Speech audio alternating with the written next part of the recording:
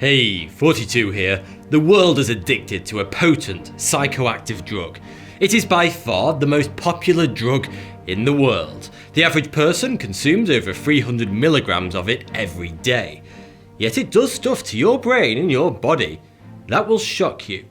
I am of course talking about caffeine. But how does caffeine work?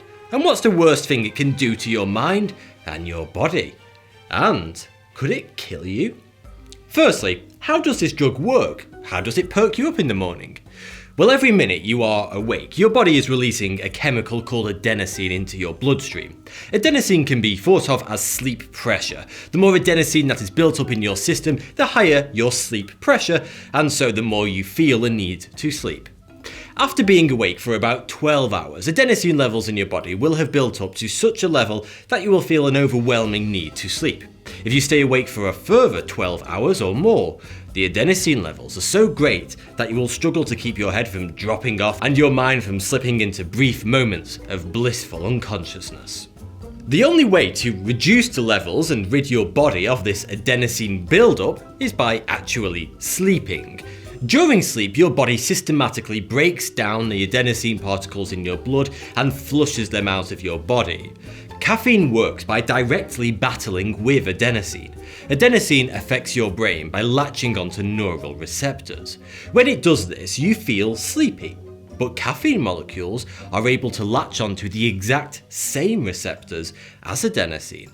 In doing so, it takes the place of the adenosine and thus blocks the adenosine from activating those receptors. Like standing on the wrong side of an elevator in a tube station, causing a build-up of pissed-off businessmen behind you. The only difference is that caffeine doesn't result in your head being smashed in with a briefcase. Most of the time. Caffeine, therefore, fools your brain into feeling awake and alert. At least for a little while. The problem is that although adenosine is being blocked, it doesn't ever go away.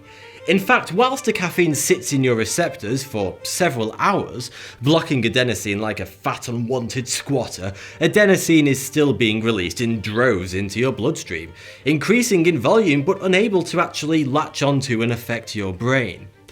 Caffeine has a half-life of about 6 hours, so after around 6 hours after ingestion, your body starts to break down the caffeine, which frees up your brain receptors again.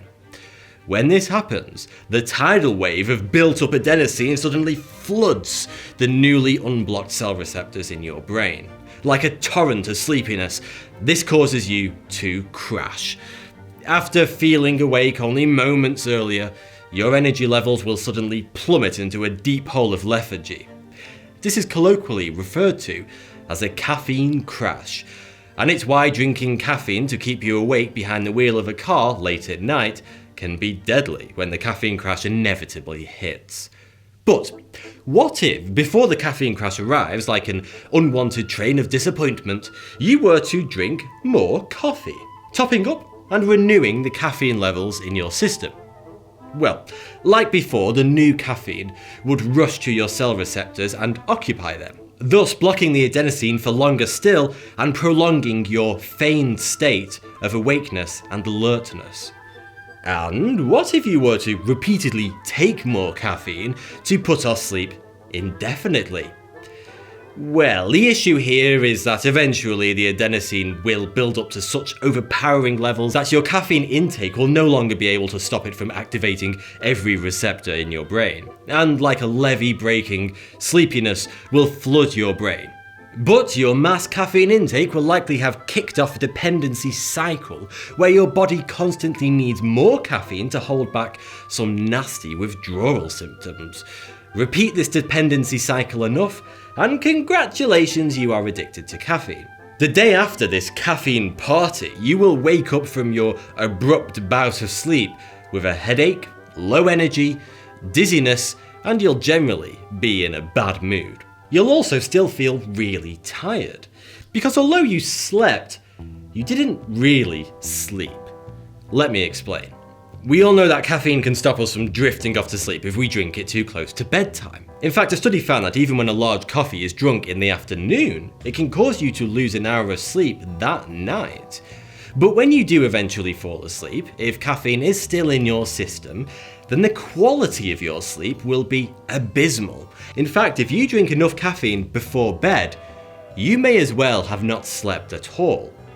If you consume caffeine less than 6 hours before bed, it will still be rushing around your system during sleep. This reduces the amount of deep sleep you will receive, which is the sleep stage during which your body repairs muscles, boosts your immune function, and increases your energy levels for the following day. Basically, all the really important stuff. So a cup of coffee the evening before will cause you to feel groggy the next morning, long after you've awoken, and long after you drank the coffee. Now, we all chug down coffee like it's the tears of Jesus, but apart from keeping you up at night, what is it actually doing to your body? And can it kill you?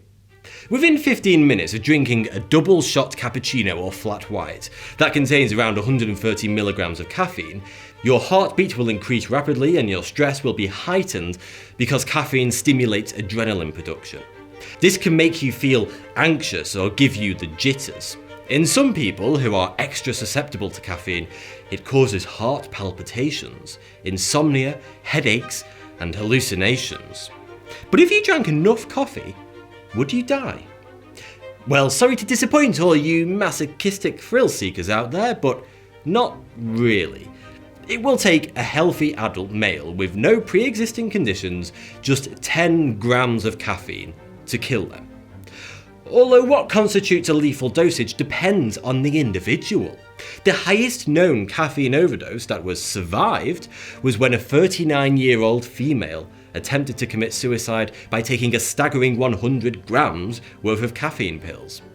But caffeine is so dilute within coffee beans, and thus liquid coffee, that you would need to drink about 158 shots of espresso before you kneel over dead.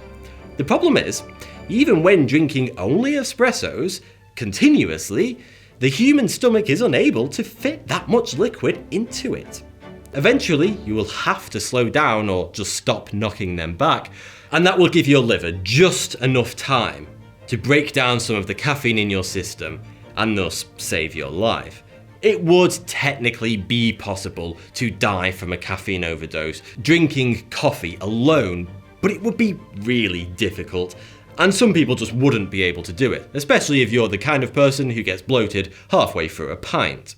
However, people with serious pre-existing heart conditions would have to drink a lot less coffee to die, and could suffer cardiac arrest or slip into a coma after just a couple of cappuccinos. But even for people who aren't aware of any heart conditions, caffeine can and does kill, quite often actually. It's not coffee that's the enemy, however. It's when caffeine comes in other forms, specifically energy drinks and pills. As 16-year-old David Allen Kripe sadly discovered after he drank a latte, an energy drink, and a Mountain Dew in a short space of time. The excessive caffeine caused a heart arrhythmia and he dropped dead at school. Cases like these are rare, but they almost always happen as a result of drinking energy drinks or taking caffeine pills, and not from drinking coffee alone. In 2014 in the US, 1,700 people died as a result of consuming energy drinks. A single energy drink can have more than twice the caffeine content of a cup of coffee. To make matters worse, a study found that most major brands of energy drinks contain far more caffeine content than what is advertised on the label. Also, powdered caffeine or caffeine pills are even more dangerous. 1 teaspoon of powdered caffeine is equivalent to 26 cups of coffee. If you already worry about the effects of too much caffeine, you may be one of those incredibly exciting people who orders decaf. Well, I've got some bad news for you. Decaf doesn't exist. There are various methods of decaffeinating coffee on an industrial scale, but none of them is capable of removing 100% of the caffeine from the bean. A cup of decaffeinated coffee still contains anywhere from 2 to 14 milligrams of caffeine. If you do drink decaf, you're either an abstemious tin pot or you are extremely sensitive to caffeine and the tiniest amount makes you hallucinate that your hands have turned into lobster claws. If so, then fair enough, because that sounds rather frightful. But what if you're the opposite to caffeine sensitive? What if you could have a superhuman power that caffeine would have little to no effect on you? Well, maybe you already do. Are you the kind of person who can drink 5 cups of coffee over a couple of hours and hardly feel the effects at all? Can you drink coffee just before bed and drift off to sleep just fine? Well, you may have a unique variant of a gene. Human DNA has a gene for just about everything. How tall you will be, whether you like seafood, and if you unfortunately have a nose the shape of a mushroom. But scientists have recently discovered that there is a specific gene that determines how your body will react to caffeine. It's called CYP1A2. You'll remember that one. You either have a fast or a slow version of this gene.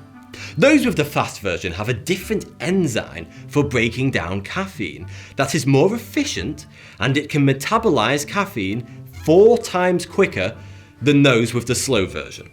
This essentially means that fast metabolizers can drink 4 cups of coffee and feel about the same as someone with the slow variant who only consumed 1 cup. But which variant of the gene you have will also dictate whether or not drinking coffee is good or bad for your health. When a group of 2,000 adults who had all previously had a heart attack participated in a study, a shocking conclusion was reached. It was found that drinking 4 or more cups of coffee per day increases an individual's risk of heart attack by 36%, but only if they have the slow variant of CYP1A2. Drinking 4 or more cups per day resulted in no increased risk of heart disease for those with the fast variant of the gene. But should you actually be worried about how much caffeine you consume? Well, the jury is still out on this one, but all studies point to quantity being the deciding factor. More than 4 cups of coffee per day has been linked to some ill effects on your health and could possibly be carcinogenic.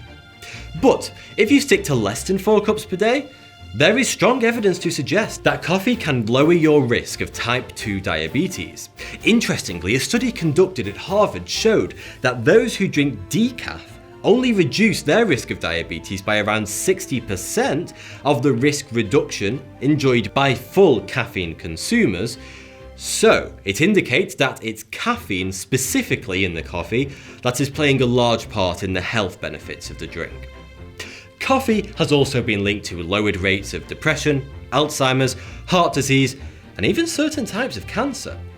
Also, in a way that may have never occurred to you before, by abstaining from drinking coffee, you could actually be harming your health. How?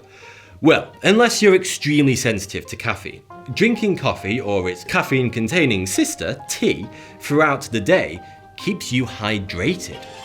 The common misconception that coffee dehydrates you is, well, a misconception. It simply isn't true. Coffee is a diuretic, sure, which means it promotes increased liquid loss from your body through your urine.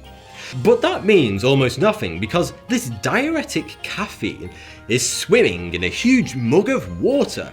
So the small amount of water expelled from your body through the diuretic effect is replaced many times over by the liquid in the coffee, resulting in a net gain of water in your body. Unless you only drink espressos, which have very little liquid but the same caffeine content. So the Italians are all screwed. Although they're not, because it's common in Europe to drink a glass of water with an espresso. And so should you, if you're smart. Even a small glass of water will easily cancel out any diuretic effects from the espresso.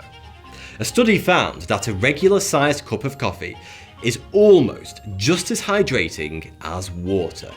Even more so if you add some milk. Because, believe it or not, milk is actually more hydrating than water. Any negative effects of caffeine are far outweighed by the negative health effects of not drinking enough water on a daily basis. And when some people choose to give up coffee or tea, they often don't replace it with another drink, at least not one which they would drink as regularly throughout the day, which means, overall, they're consuming far, far less water each day, which is definitely harmful. So drink up, I say, but make sure when you do drink coffee, it's darn good coffee, because life's too short for bad coffee.